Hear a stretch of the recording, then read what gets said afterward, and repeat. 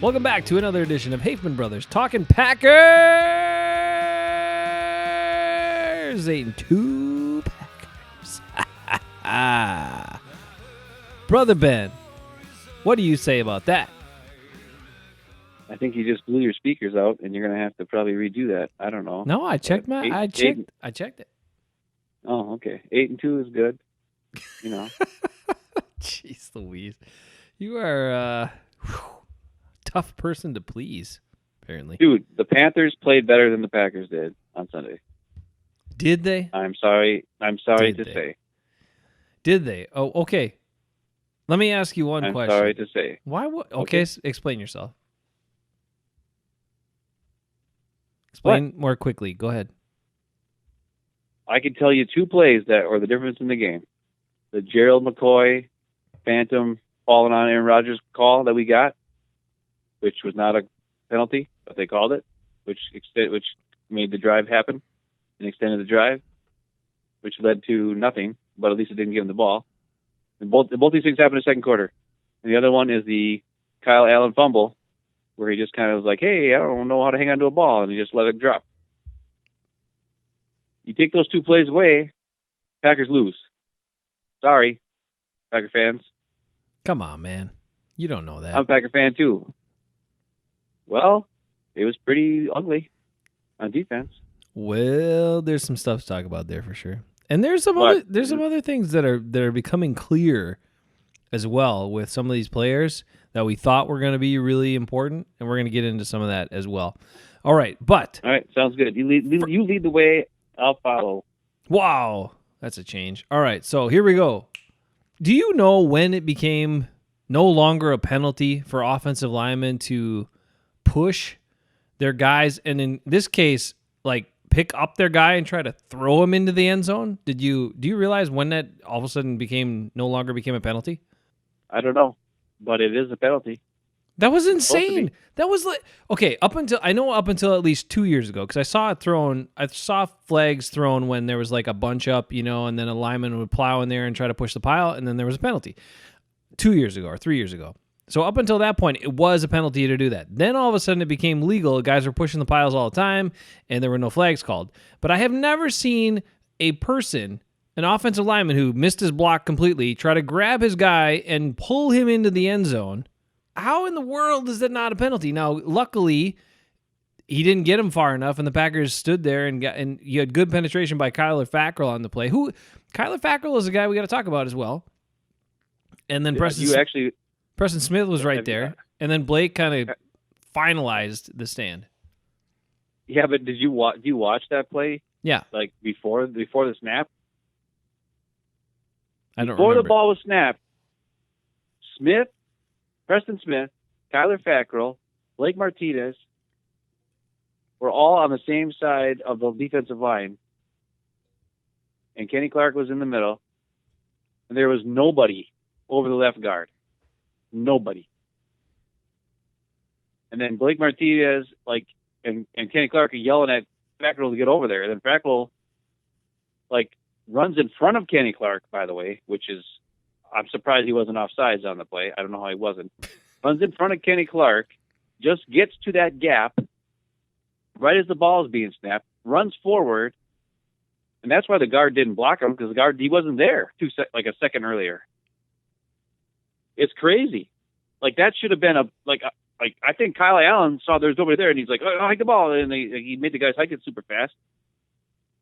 And it's and Fackrell just moved over there somehow, and then the guard was like, what? Where'd this guy come from? And then Fackrell just ran right through the middle and blew the whole play up, and it was mostly because he wasn't lined up in the right spot. Now, I don't know if he didn't know what was going on, or if the guys just were goofed up, or what. But that could have been a complete disaster. A complete disaster. Or is it the mad genius of Mike Pettine? Because I have to say... No. I have to say that those guys I don't understand why they're moving around so much on the defensive line. Like the offensive players are set and they're not even in a stance or in position. They're shuffling around. I'm like, what the hell are you guys doing? Like, get set, get in position, because they could snap the ball at any point. Like, the offense is ready and the defense is still moving around all over the place. I'm like, what are you doing? How do you not know where you're supposed to line up? And I hate this, like, adjustments late where, oh no, we want Preston Smith on this side or we want Zadarius Smith on this side of the offensive format. I don't care. Leave them on the sides they're on, because all this stupid moving around, they don't get good jumps on those plays. When they engage with a blocker, they're off balance. It's just drives me crazy. What is that? I don't know. But I don't just get on it. that play, have you seen that? Like, you know what I'm talking about? Or? I remember it now that you brought it up, but I didn't remember all of that happening. But yeah, I do remember like a bunch of watch movement. it on, Like, watch what are it you on doing? the highlights again. I mean, it happens so fast. Like, you don't even know like what's going on. But when you watch it on the highlights, you'll see it, and it's like they're all just standing on the same side, and then like Kenny Clark or Blake Martinez or both of them are like, get over there, and then Fackrell just kind of he moves in front of Kenny Clark. Like if they would have ran the ball to the right over the right guard, Kenny Clark, he was in the end zone, like not even down on, like he was just standing there. You know what I mean? Like nobody was in a 3-point stance, nothing. All right, I'm gonna make crazy. I'm gonna make us absolutely efficient. crazy. I'm gonna make myself efficient, and I'm gonna say that's my roller coaster and WTF plays all in one. That one? Then I'm done. Yep, because I'm done. Because I want to get into other stuff. Oh, okay. Well, that was just I'm just saying it was a crazy play. I was just like I couldn't believe, like at the time when you watched it, you're just like, holy crap, Fackrell, wow, ha, ha, yeah. And then I watched it on the replay and I'm like, oh my God, Fackrell, what is wow, ha. It's just crazy. All right, I will say aside from that, I think Kyler Fackrell is playing some important snaps for this team and doing well. And he is head and shoulders above the number 12 pick in the draft at this point, which we will... We can't go there yet. We're going to go to the number 12 pick in the draft and examine that next week. But let's just talk about Kyler Fackrell. What do you think about Kyler Fackrell so far this year? I don't think much of him, dude. I don't know. He's fine. He doesn't play as much as he used to play. So, and I'm not really watching him all the time, and I don't... All right. Well, I don't know. I'll give you what I think about it. I don't know what to tell you. I don't know what to tell you. He's playing. When he's in there, I notice a number of things. I notice he's not always getting the sacks, but he's getting good pressure regardless of whether he's on the right side or the left side, or sometimes they put him in over a guard on one of those interior spots in like a 4-man line. And he's getting good pressure, solid pressure on the quarterback. He's getting good push. I've seen improvements in his run defense. Like, he's actually holding his fits pretty well from my observations. I have to ask Mike Pettine. Did anyone ask Mike Pettine? No, they didn't. They didn't ask Mike Pettine about some of the things I wanted. The press people didn't ask him about it last week in his press conference. Didn't ask him about some of the things I wanted to know about last week. So maybe we're gonna have to take this and apply for a press credentials like the guys at She Said TV did, and see if we can get in there in the future. Because there's some questions I have that I would like to ask those assistant coaches and coordinators. And if the media, you only get to hear from them once a week, and if the media doesn't ask those questions don't get asked, and no one gets answers. And I have some questions, and so do you. So maybe. Anyway, I think Kyler Fackrell is doing pretty good. And again, he was a third-round pick a few years ago. I believe this is last year of his rookie contract. I don't think he's worth a second contract, but I think he has proven that he's at least pretty solid. And for a backup guy that was drafted in the third round, who's at this point still pretty cheap, I think he's worth the value, and he's doing pretty well. Moving on. All right, what do you got for me? You want me to start you off? I already started you off. I gave you my WTF and my roller coaster. Now it's up to you. You get us going. Why don't you start off with whichever one you want? You want to get your play you really loved, you're really excited about? What was the play you were most excited about in this game? Can I say a series of plays? I thought you would say the third Aaron Jones touchdown because that gave you so many. By then, you had so many fantasy points from him. Yeah, but I'm always talking about Aaron Jones. So this time, I'm actually gonna. My favorite play is actually 3 plays in a row. I think it was. It was on a drive where Jamal Williams had 3 carries in a row, and he got like 12 yards, 11 yards, 13 yards, right up the gut, and they didn't mess around. You know what I mean? Mm-hmm. He just ran right through and just plowed over dudes and break tackles, found the hole. I mean, it's not like super exciting. The part that excites me is that they didn't try passing it.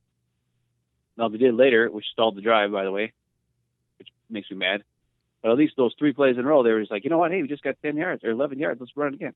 Oh, hey, we just got 12 yards. Let's run it again. Oh, hey, woohoo, we got 13 yards. What they should have done was, hey, let's run it again. They should have just kept running it. And that's something that I liked, that they just said, you know what? We're going for it. We're going to keep running it. We're going to keep doing it. I will say there was also that really big run by Aaron Jones in the middle of the field. It was like 40 yards or whatever it was. There was a killer crackback block by Kumaro using motion. And Jones did a crazy, like, it looked like he teleported over about 3 yards. He got the ball, started running forward, and he like did a quick hop jump to the right, and then took off, and he was gone.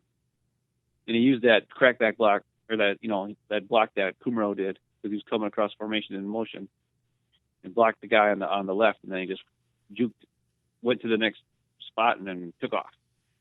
So you know me, I like the running game. I love the running game. I always have. From the days of Dorsey Levens, heck, from the days of Keith Woodside and Brent Fullwood. Ooh, the Wood brothers. They would have called this time, at this day and time, they would have been labeled as hashtag the Wood brothers. That's true. That's true. I also like, when they had the third down back and Vince Workman, all that kind of stuff. Yep. I've always been a fan of the running backs. Are usually my favorite guys. And that was just exciting for me to see 2 guys who both got 13 carries and both had a huge gains. So I'll say that's my exciting play. It's like a series of plays with Jamal Williams. This week, I was watching the game with Mom and Dad because they were visiting and helping out for a thing I had going on Monday. And that's all we kept saying.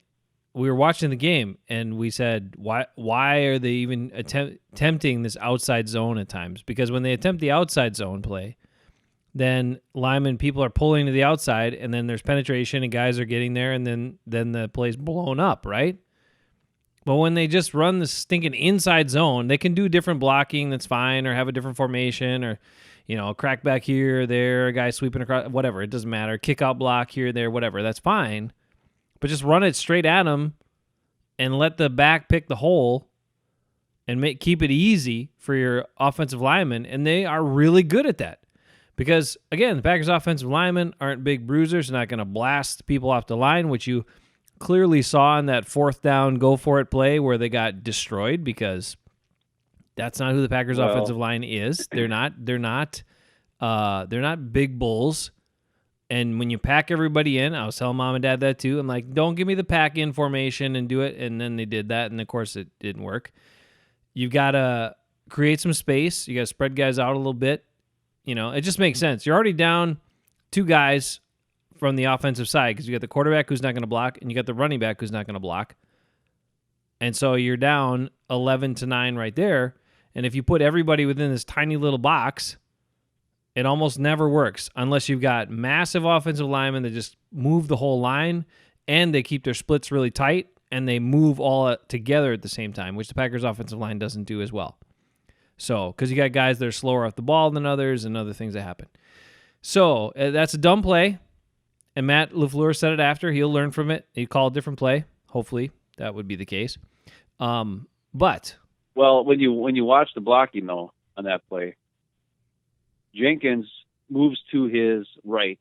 Yeah, he blocks down to keep it tight, but I'm going to tell you. Which is what he was supposed to do. Right. I heard after the game, Bakhtiari was supposed to block McCoy, and he didn't get up. He didn't get off the ball fast enough and got his butt kicked. Right. I'm telling you. He was also lined up.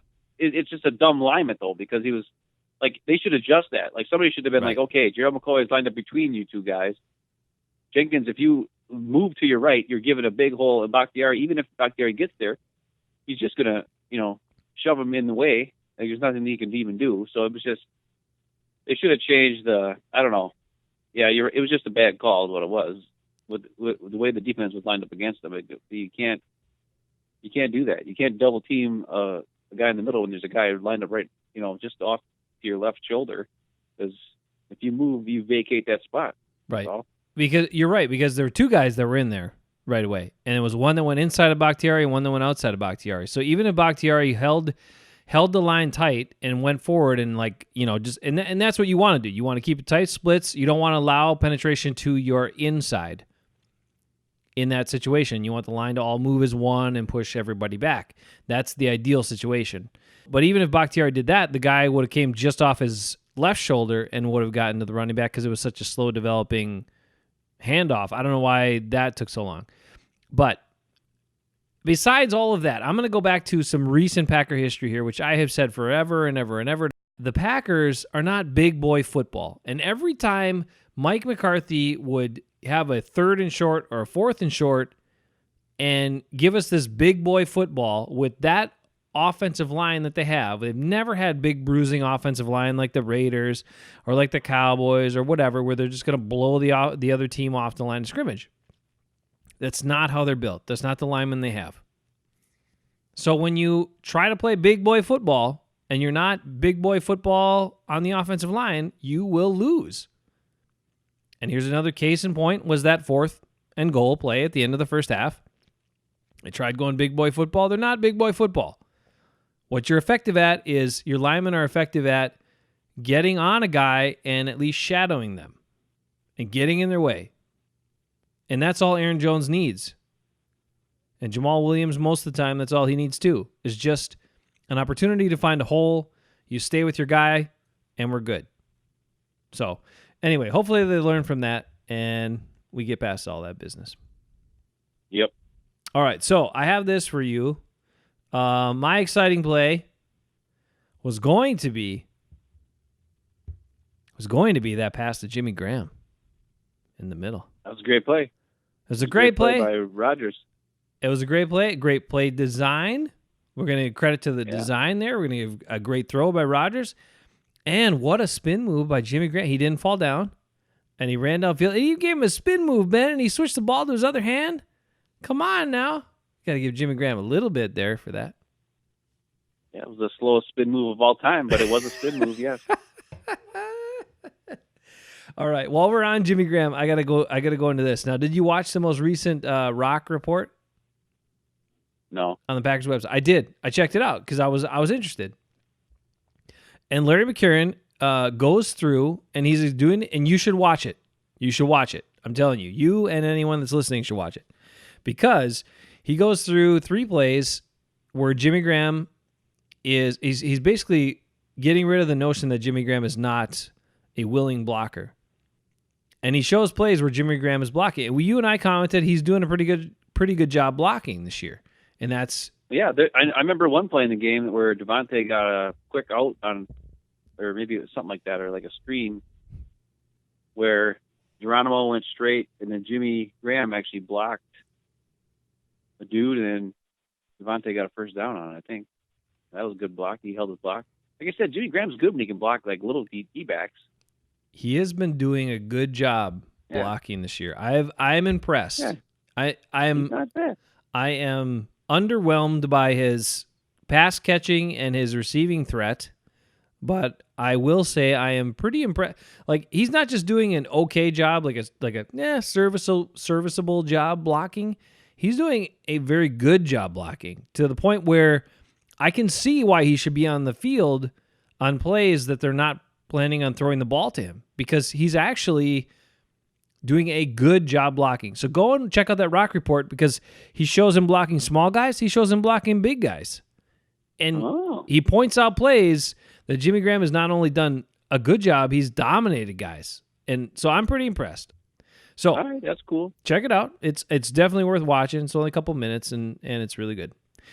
Some guys that I have question marks about, though, on the offensive side, I don't think there's any more denying that Marquez Valdez-Scantling is Well, first of all, he's tall, but he never attacks the ball. He waits for it to come to him. I think he only had one pass thrown to him in this game, and it was that deep ball that he could have gotten, but he sat there and like laid back for the ball to drop to him, and then it got broken up. If he jumps up and attacks that ball, he can catch it.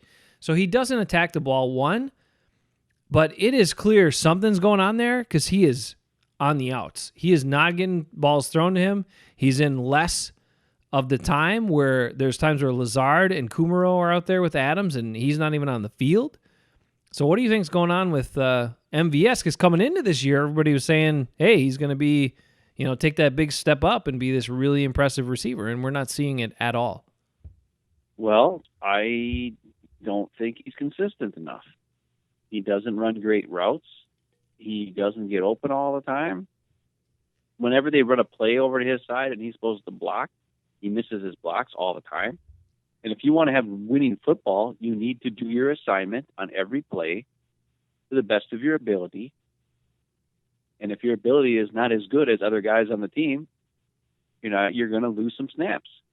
And right now, you have Kumaro and Lazard, who both catch the ball, are consistent, run good routes, and block in the run game, and also in wide receiver screen game and other things like that. Not only that, they're usually sound in their assignments, I would assume, because they've been getting more and more playing time. And I would rather see those two guys out there with Devontae all day and all night. They're just better players. They're better football players. They're like Micah Hyde was. I know we bring Micah Hyde's name up almost every freaking episode here. Has been a Packer for 3 years. He's a Packer. But he's still a personal friend, so we got to talk about him. Right, but the thing is, like, sometimes you just have guys who make plays. They're not the fastest guy in the world. They're not maybe they don't run the best routes, but they get open, or they know how to use their body, or whatever it is. MVS doesn't quite know how to use his body yet. He had that one play a couple weeks ago. I said it was my favorite play of the game, and it was. It was a great play where the ball was underthrown. He had to use his body to shield the defensive back off, and he slowed down, and he caught it like a basket catch, and I don't even know how he even saw the ball. It was a great catch. So he makes that play. But to be honest, the ball that was thrown to him, that deep one on third down or whatever it was, Rodgers should never threw that ball. He was double covered. He had safety in the middle of the field, and he had the corner trailing him. So, yeah, he's supposed to jump up and grab it, fine. But when you got two guys on you, he's not Randy Moss. Come on. Yeah, but he can go up and get the ball. I mean, Lazard goes up and get the ball. Kumaro goes up and gets the ball. Sometimes. Sometimes the quarterback just has to throw it up there and give his guy, say, go get it. And those guys, he needs to be able to do that. I mean, if he's going to be his number 2 receiver and get, as much time as he got and many opportunities as he had, he's got to be able to do that. And he's not doing it. And I think now we're seeing that he is now gone from the number 2 receiver to the number 4 receiver. I think he's the number 5 receiver, dude. No. Geronimo's ahead of him. Oh yeah, Geronimo. Now, I think it was an accident. I think it was only because the position Geronimo was in the formation a couple times, but he did get a couple of those quick screens to him again this last week, and those didn't turn out very good. Yeah, I don't know why. I literally think they had a different play, and then they're like, oh, we're going to go to this because it looks good, and Geronimo happened to be that guy in that slot. And so it didn't. What did he have? 2 catches? Are he 4 catches for 8 yards or something dumb like that? All I know is, did you see? You saw the play where they ran that route. They ran the Geronimo quick out with when he's in the slot, but they ran it with Kumaro. Yeah. And Kumaro caught the ball. The guy went to try to tackle him. Kumaro just ran right through him and got a first down. Right. That's the difference between putting Kumaro in that spot and putting Geronimo in that spot. Geronimo can't break a tackle. Never. Has he ever broken a tackle in the history of time? I love it. He's a nice guy. He can catch the ball sometimes, but he sure as hell ain't going to break a tackle.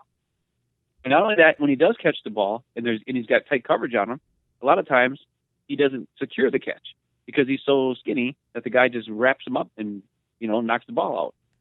Where Kumaro and Lazard, when they catch it, it's like, they got like grips of steel. They're just like, oh, got it. Boom. They're not going to drop that ball.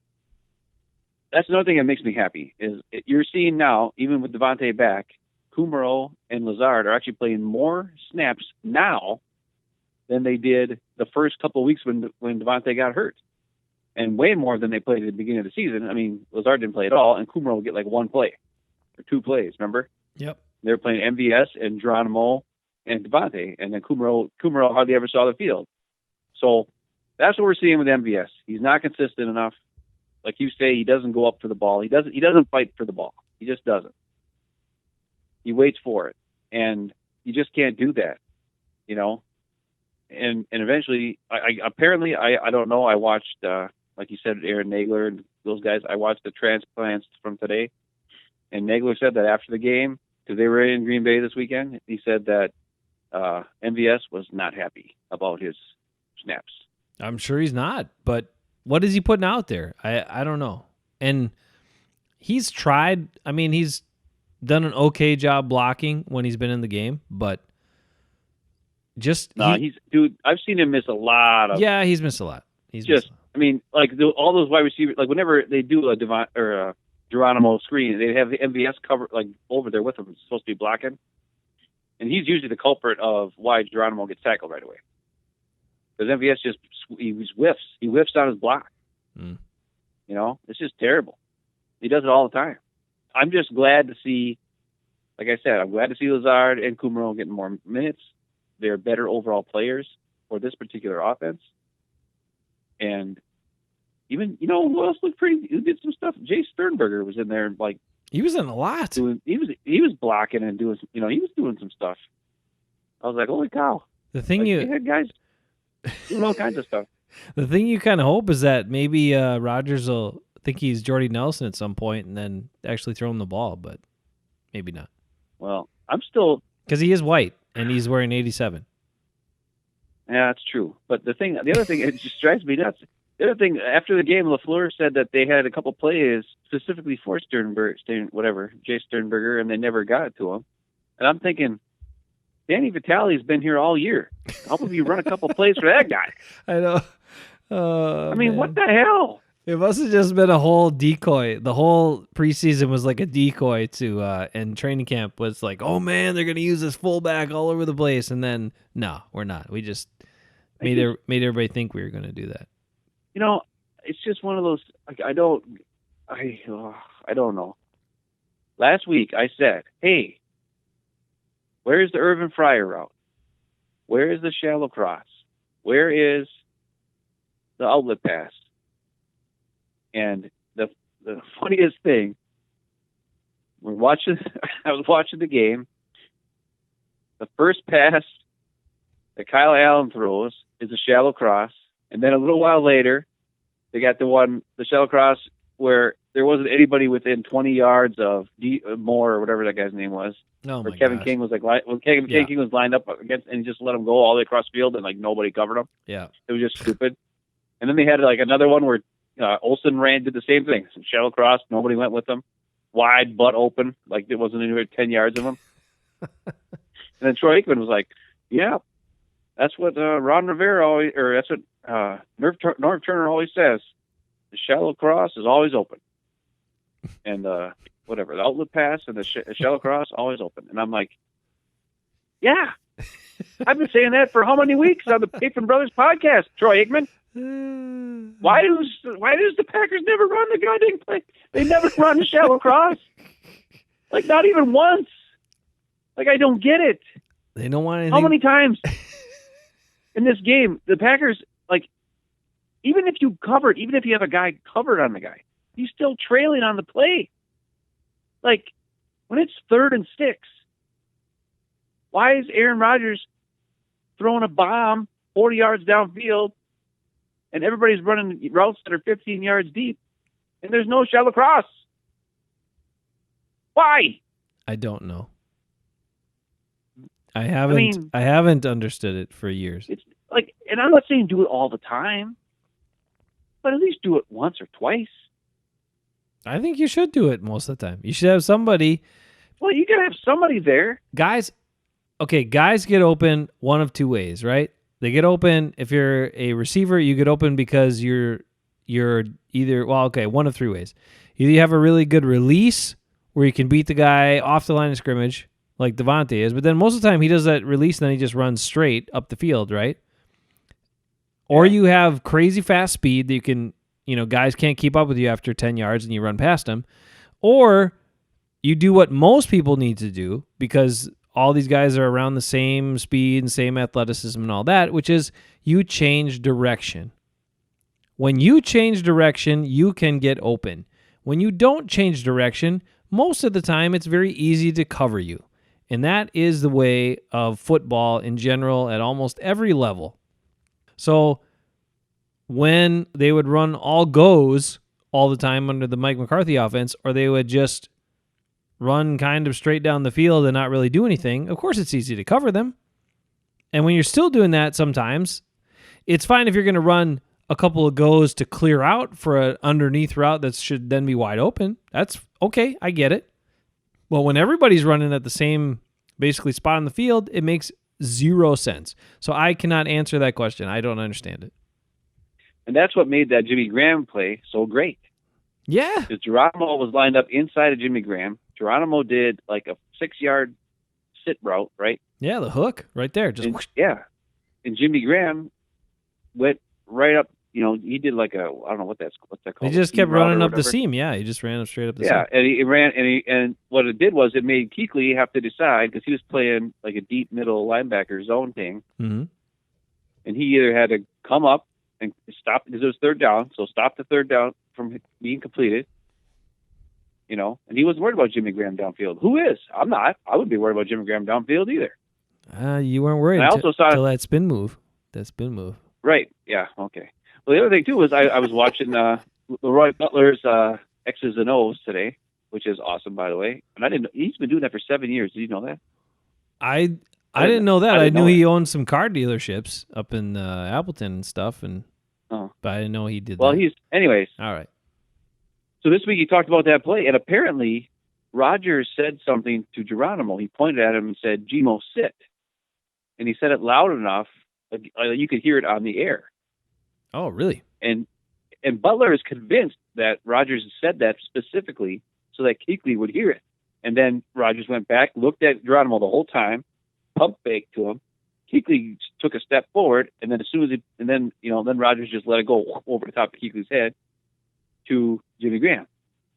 So I don't know if that play was designed that way, or if Rodgers changed it at the line of scrimmage, or maybe he just said it.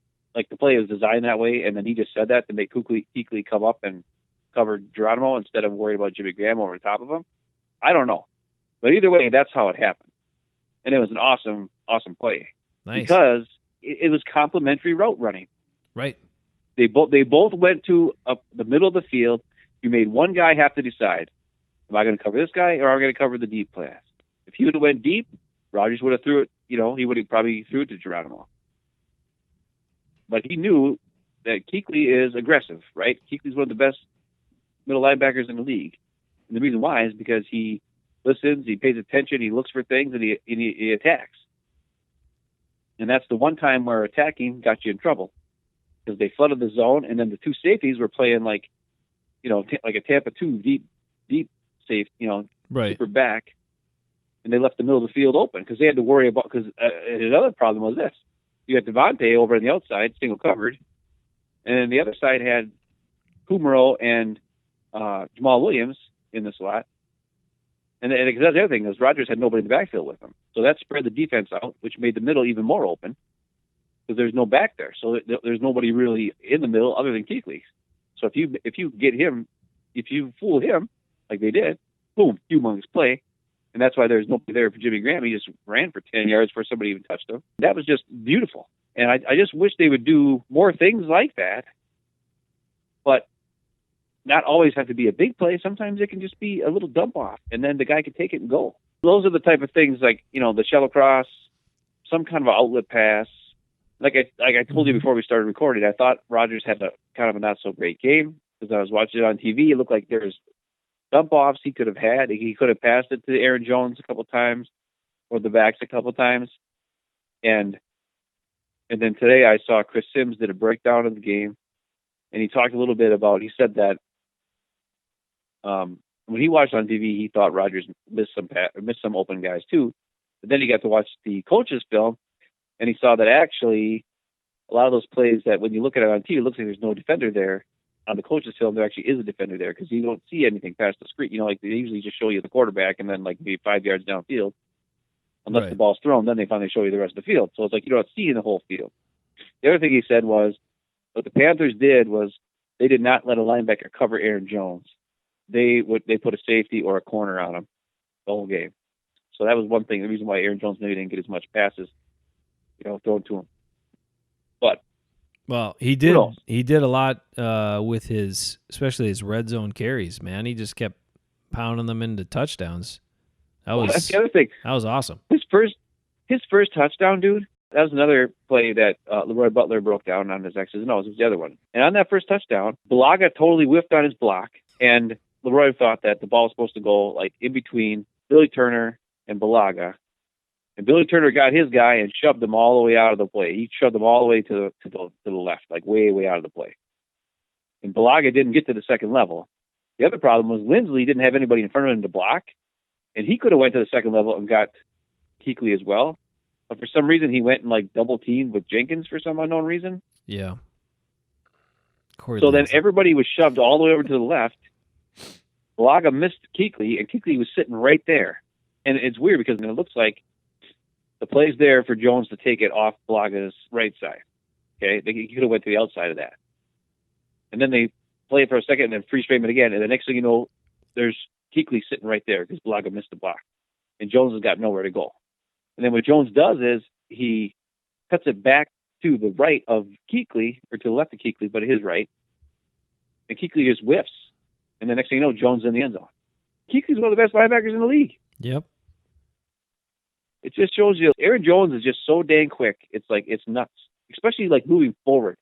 And then you have another freaking play too. God dang it.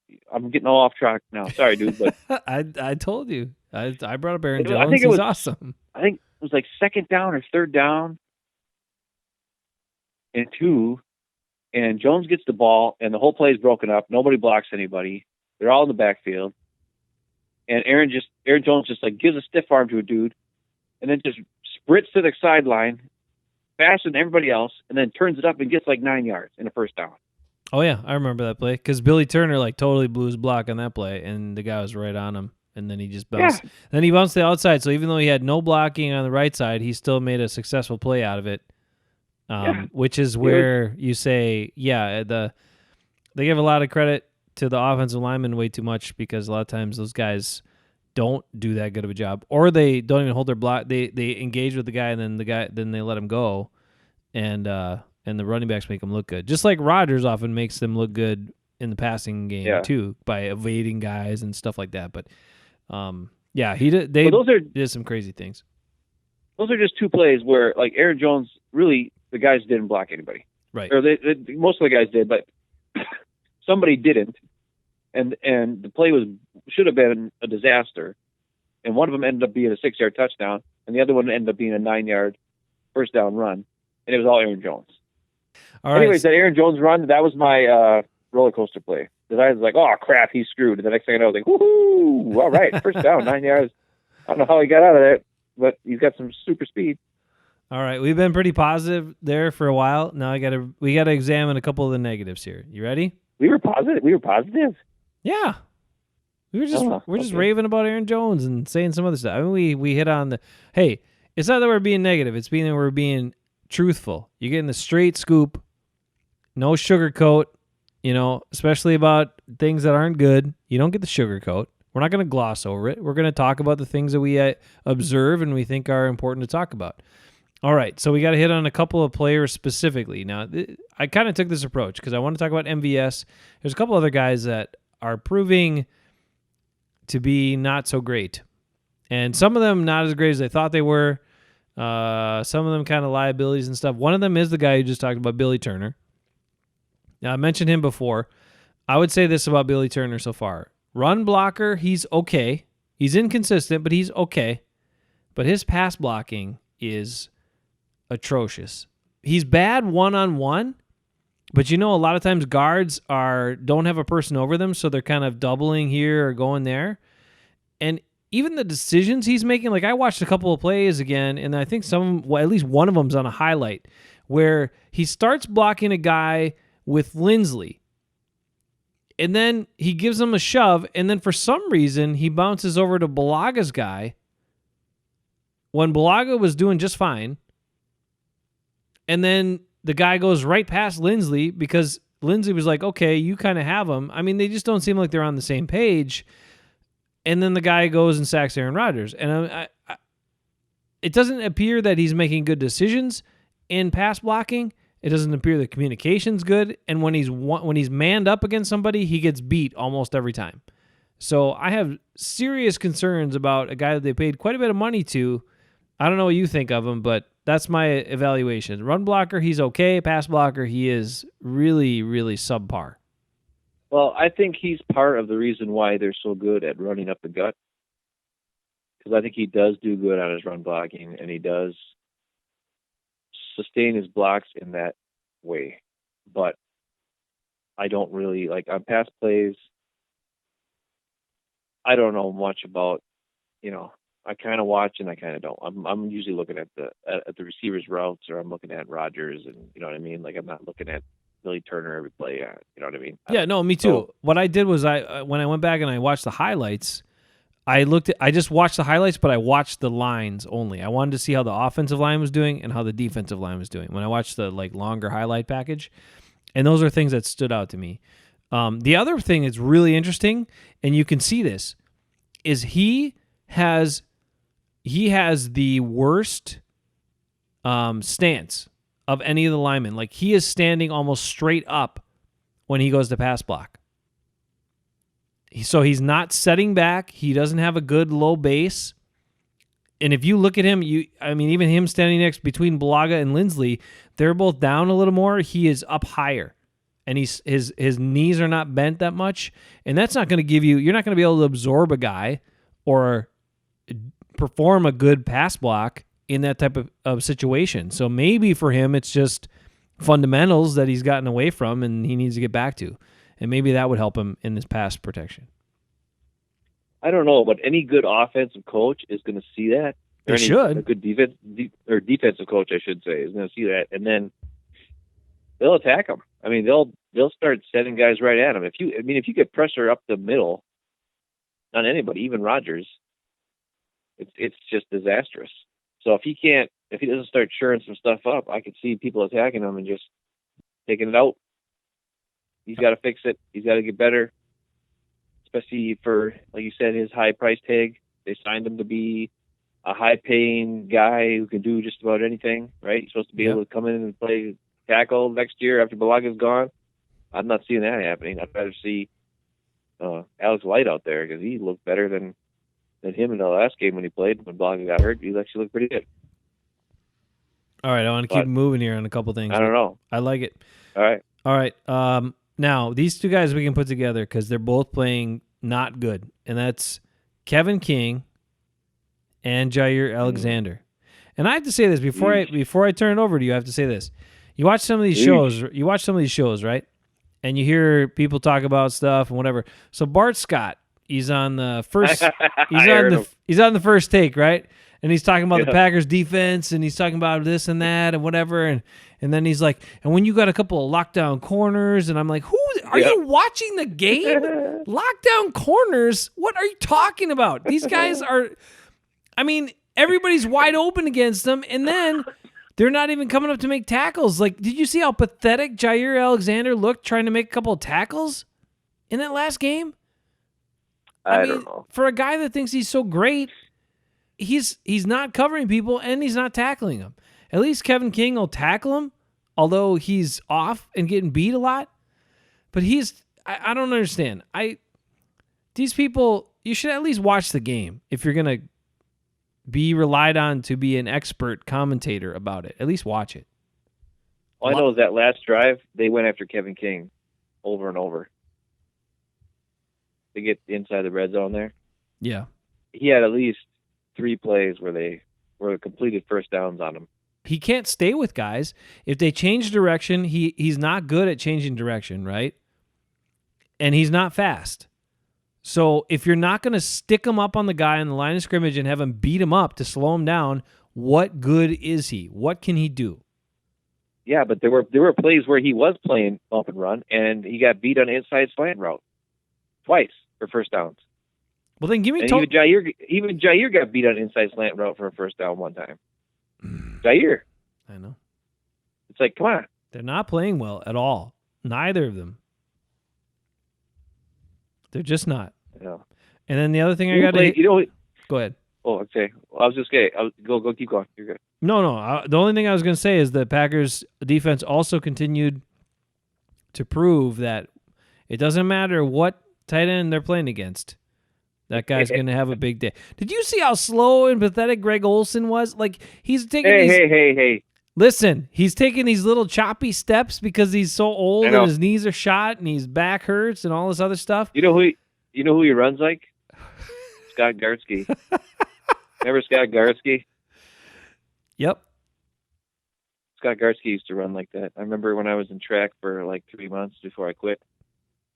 And Scott Gartsky used to have like these little choppy steps, and he was still faster than me. That shows you how unathletic I am. But anyways, okay, keep talking.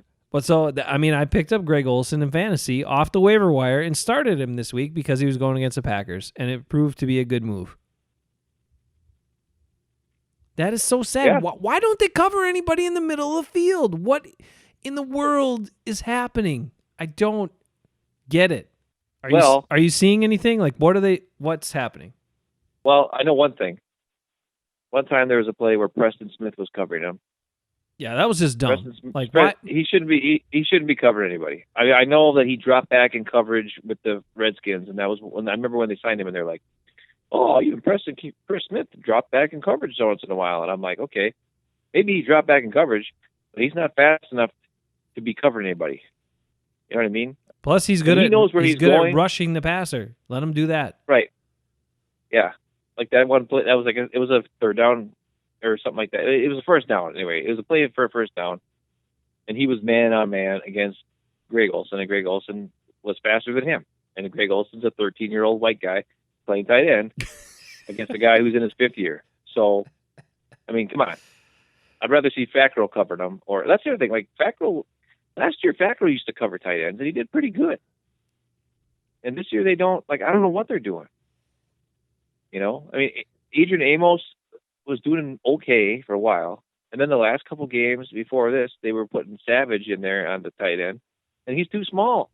The guy I want to see would be, and that's the other thing, like Owen Burks was in there on the first play of the game Sunday, and then I don't think I ever saw him again. You're right. I don't remember seeing him hardly at all. But he was in there. He was in there on the first play of the game because I remember seeing him in there. And I was like, holy crap, Owen Burks is in there. And then all of a sudden he wasn't in there. I will say this. I think Ibrahim Campbell, who just came back after 11 months of not playing football, played a pretty good game. Yeah, he was a bright spot. Maybe he's the guy who covered tight ends now. I don't know. I think the biggest thing that freaks me out, another thing too happened against the run game too. And I think it's the same thing as happening with the tight ends. It's the same thing as happening with the run game. Like I talked about this like last time. They're playing this like they're putting 5 guys on a line of scrimmage, right? And they keep doing it. And then they got Martinez sitting there in the middle by himself with like Amos kind of like playing like outside linebacker and like Campbell or somebody playing the other outside linebacker. And then they got one free safety in the back and Jaire and Kevin King in there or whoever, right? Or it'll be like Amos and Tremont Williams on the outsides playing like a linebacker spot. You know what I mean? Mm-hmm. But further out a little bit. And then you got 5 guys on the line of scrimmage. And when you have those 5 guys on the line of scrimmage, it sounds like it might be a good idea. But on running plays, you can attack a specific spot. And if you break through that initial line, Blake Martinez has got to run all the way over there, especially if you run off left tackle or off right tackle, and he's playing middle. He has to wait until the running back commits, because even if the fullback looks like he's going to go on, there's a play that I'm talking about. It's in the highlights. It was McCaffrey had like a 20-yard run or something. I don't remember when it was exactly, but Martinez was in the middle. Amos was just to the right of him, a little bit further out. And the play went off left tackle. McCaffrey got going, and Martinez did not make a move from his middle linebacker spot until McCaffrey got the ball and started moving, even though the fullback was moving that way ahead of time. Like the fullback was moving that way, ready, like it was going to be it was I formation. You know what I'm saying? Yeah. Normally, a guy would probably move with the fullback. I understand you got to look out for, like, maybe his guy he's supposed to look for is, the running back. So he's staying right in line with the running back, right? The problem is when you stay right in line with the running back and you've got those 5 guys straight up in front of you, and one of them gets beat off the ball and gets shoved backwards, you have to try to weave through that traffic to get over there to make the tackle. And by the time Martinez got over there, it was too late, and McCaffrey was already to the second level and past him. And the fullback was up there blocking Adrian Amos, and Adrian Amos was smaller than the fullback was, and he just got engulfed. The next thing you know, McCaffrey's running downfield, and here's, like Jaire Alexander's got to try to tackle him when he's got a full head of steam. And that's one of those things where the same thing would happen with tight end. When you got all these guys on a line of scrimmage, the tight end could either, like, this is going to happen against 49ers. Tight end's going to pretend like he's blocking and then go out, right? Yeah, you said that before. And yeah, and they do it all the time. And if a guy is if you have only Blake in the middle, even if he's supposed to cover the tight end or cover the back or whoever, and there's only one other guy there, whether it's Amos or whoever, or Ibrahim Camel or whoever, and they get sucked in with the play fake, the tight end's going to sneak right past them, even if that's their assignment. And I think that's what's happening. These guys are they're getting fooled on play fakes, they're getting fooled on crossing routes, or they're having Preston Smith line up on the line of scrimmage, and then he's got to turn around and try to backpedal and run with the tight end when the tight end's got a full head of steam going forward, and you got to run backwards for a little bit, try to stick with him. Then he does a quick out route. You're not going to be able to stick with the tight end on a quick out route when you're Preston Smith. He's not that fast. He's not that shifty. No, and I would argue he's their best pass rusher. I think he is, because he proved it again. Like, I was sitting there like, we need a sack right now, and he was the one that came up with them, and he was beating guys off the edge. I think Zadarius is a little more physical, like inside. Yeah, Zadarius is like violent. He's like, yeah. When you watch him, he's like smack smack. He's like running, like he's hitting dudes. Yeah. Or Preston's more like uses his body and then kind of shifts around the guy. Yeah, he's got those long arms, and if he dips that shoulder and gets his shoulder past the guy on the outside, and then he can close quick, and partly too because he has the long arms and stuff. And that's how he got the sacks, which apparently nobody could tackle Kyle Allen and trying to get. Oh my God, how many times he had some? Yeah, they missed him a lot. Yeah, he got out of a lot of stuff. That was impressive. All right, I got to ask you about this. Did you read Jason Eckes's comments? Yeah, I don't know if we should be talking about that. All right, well. I mean, some guy told him something, and that's his, It could have been butter, or maybe, source. His source. I don't know. I don't know. I don't really. Here's my opinion on that is, like, I brought something up last week where I said the mood of the team is a little more fun or whatever. And I think that's led to a little bit of loosey-goosey attitudes off the field. And Rodgers said something in his post-game press conference about how him, Jimmy, Tremont, and Big Dog, who is Mercedes, this last week they really let everybody know, hey, you're not 7-2, 8-2 now every year. This is a special team. This is not something that happens all the time, and you need to really buckle down and be smart this week and be smart when you're on the bye week. And I'm hoping that those 4 veterans who have who've got 10 plus years in the league, all four of them, can somehow get the message across to these younger guys. I was going to reference those comments too, because I listened to that. I didn't listen to Aaron Rodgers' press conference until today. And I took note to those things. I thought, well, you know what? That's true. And if you're an older player like those guys and you've been through, some great seasons and some not so great seasons, and these other guys are either newer to the league or they just came over to this team from other teams that weren't as good, and all of a sudden, hey, this is great, right? And you're enjoying things a little bit too much. You have to understand this is an opportunity. They've worked hard. They put themselves in a good spot to get a home playoff game, to maybe even if they beat San Francisco, maybe be in the driver's seat for the number 1 seed, all that jazz, whatever. But they're going to need all these guys to buy in and be responsible and seize that opportunity and bring it every week. And if they don't, then they could slip up and lose again and then lose those opportunities or end up as a wild card team. And if you're a wild card team in the NFC, that is a tough road to go. It's going to be, no matter what. The Packers just need to be smarter on their game plans. That's all. I agree. The Chargers game was ridiculous. There was no, I know it's 2 weeks ago, but it still was like, how do you let Phillip Rivers look like a superstar, and then the next week they play the Raiders and he throws 3 picks and it looks like a bum? You know what I mean?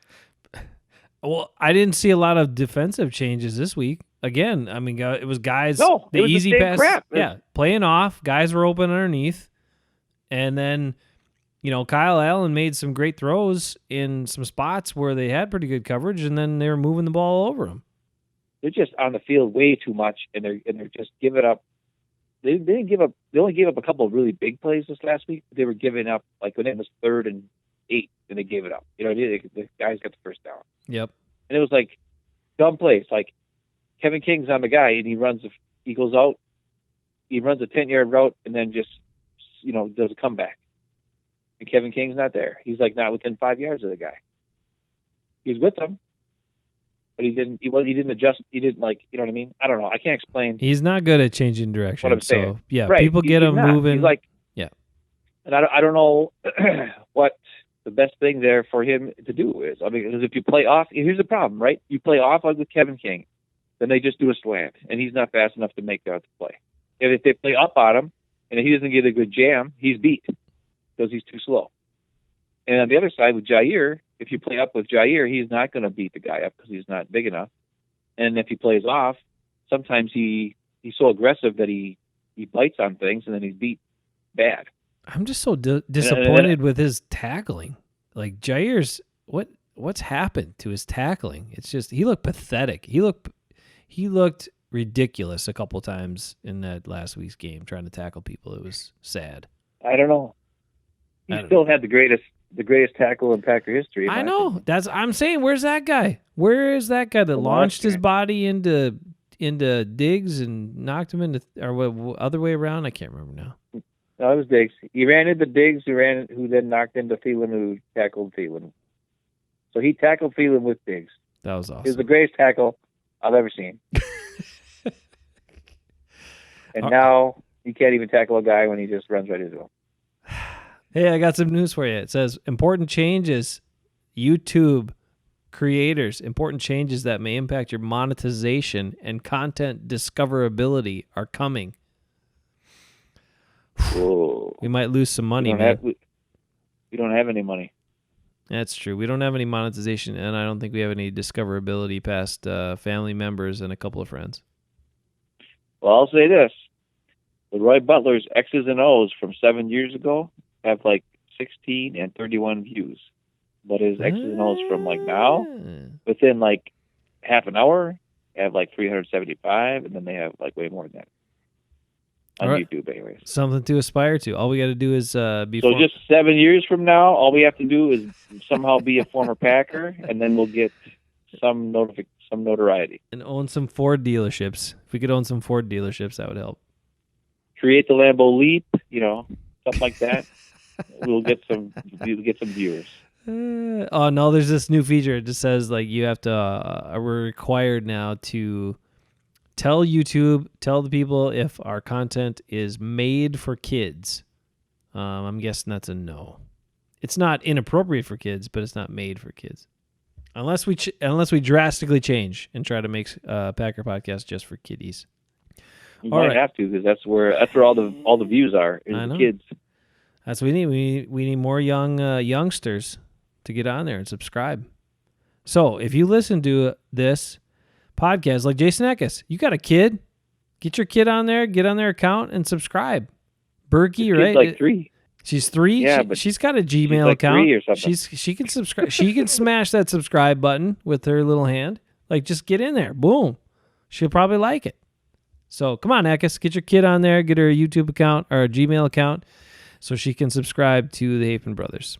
And all of the rest of you, if you got a kid, come on, do the same. That would instantly more than double our subscribers. And then we might be looking at monetization. You know, some people might want to run some ads on our stuff. We'll do it. And we'll cut you in for 1%. Huh? And 1% of nothing is nothing. All right. And next week is going to be fun because next week we don't have a game or plays to talk about or recent things. So we're going to do our examination. And we're going to do some dives on Rashawn Gary and Aaron Rodgers. We'll preview the 49ers stuff a little bit, but we're going to kind of utilize it to talk about those two guys and what we think and give you our thoughts, and we'll go from there. Before we end this, I wanted to just ask you, did you see Matt LaFleur's press conference from Monday? No, I did not. Well, I will tell you. Give it to me. What do you got? They asked him about his self-scout that's going to be going on here during the bye week. And he said something that I thought was pretty cool that they're going to do. He said that the offensive coaches are going to be self-scouting the defense, and the defensive coaches are going to be self-scouting the offense before the offensive coaches self-scout themselves. Nice. In the past, I always heard that, like usually the offensive coaches scout themselves and the defensive coaches scout themselves. And he said what he wanted to do was give different eyes on it, as if, like they were going to try to come up with a game plan just to go up against their own defense, and the defense is going to come up with a game plan and go up against their offense. And then those guys would see what the tendencies are that they're doing, and then use that to try to, and what the problems, that maybe they're having in whatever areas, and how to fix those problems based on, different eyes, like a defensive point of view looking at their offensive point of view looking at their defense. And I thought that was actually a pretty cool idea. I like it. And then Mike Pettine can tell them how they can get their tight ends to have huge games, because he can see how everyone does that against his defense. Dang it, I'm trying to be positive here, and you're ruining it. I'm saying that they're trying to figure out the problem, and you're doing that. No. But I thought that was kind of cool, like an interesting. I'd never heard that before. It is cool. What I'm hoping is this. He'll be like, hey, LaFleur, you guys are sending everybody downfield, and you're not giving any outlet passes, so nobody's even worried about it. So you can have some easy dump-offs here and there to get big plays. And then LaFleur will be like, hey, right before the play snap, you got guys looking at each other, talking to each other. They don't even know what the heck's going on half the time. They're not even looking at the offense, and next thing you know, the ball snapped, and they're out of position. Maybe you should get that figured out. Yeah. You know what I'm saying? I don't know. Those are the things I'm thinking. One cool thing I also recall from Aaron Rodgers' press conference after the game. They asked him something about a play that one of Aaron Jones' touchdown runs or whatever, and then he kind of like signaled to the sideline, pointed, and gave a nod to somebody or whatever. And they asked him what that was about. And then he said it was because he had talked about, he talked with Luke Getsy and Hackett, and he talked with Alex Van Pelt, and he talked with Tom Clements before that about how he thinks the simplest plays are usually the best plays. And I would agree. How many times do the Packers run the simple plays that always work? For years and years and years, they hardly ever ran them. And so I'm hoping that statement and that trend continues, that they say, you know what, these plays that always work for everybody, maybe we should run those too, because they might work for us as well, and they might make things easier for us.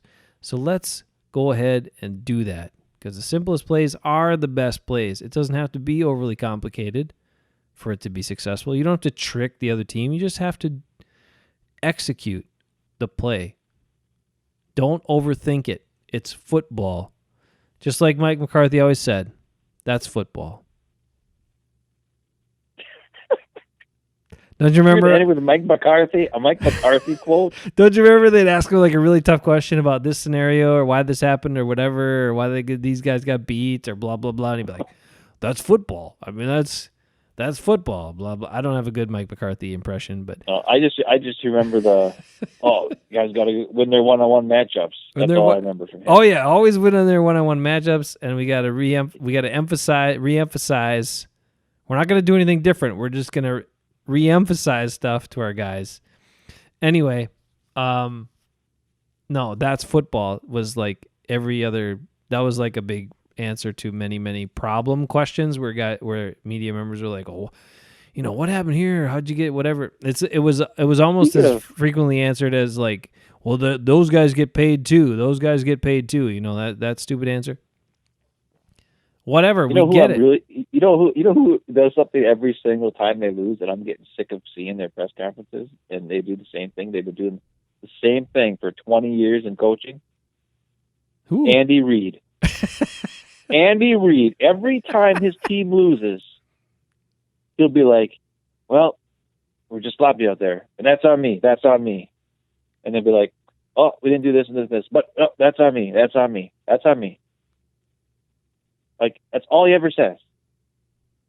If every time they suck, it's on him, why isn't he fired?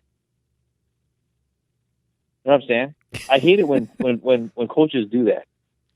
When they're all like, don't say it's on you. We all know it's on you. You're the freaking head coach. Right. Duh. See, have you ever watched the Andy Reid press conference after they lose a game? I haven't seen many, no, but. Well, you should watch him because he does it all the time. I know they're just trying to protect their players, but it is kind of dumb. Yeah, but it's like he's been saying the same crap for 20 freaking years. Just shut up. I'd rather have Bill Belichick who's just like, I don't care. On to the next game. Next question. I'd rather have him do that than be like, oh, it's on me. No kidding. I like Andy Reid. He looks like a walrus. What's wrong with that? He does, and he's creative, and he's got some good plays. Hey, he had some good plays against Packers, I'll tell you that. I know it. Whew. All right, they lost sorry. Again. They got Patrick Mahomes back and they lost again. I know. Saints lost, 49ers lost. Packers are number 2 seed right now. Man, look what changes in just 1 week. The only thing that hasn't changed is Russell Wilson still MVP.